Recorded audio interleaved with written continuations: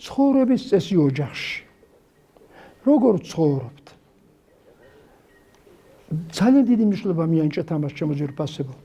თუ რაღაცა გაქვთ, მოაწესრიეთ, კაცო, ცოლქმარი არა ხართ ბოლოს და ბოლოს, ხო გიყვართ ერთმანეთი არა?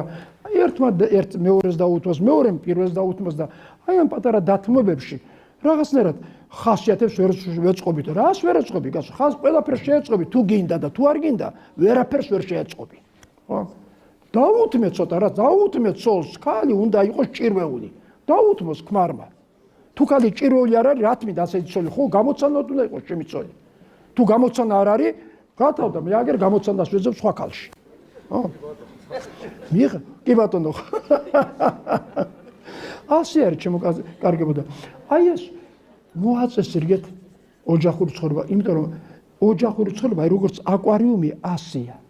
და იმ აკვარიუმში ვართ ჩვენ, ოჯახის წევრები და ჩვენი ბავშვები. და რაც ამ აკვარიუმში ხდება, ის არის მისი თვისებები მომავალში. ხო?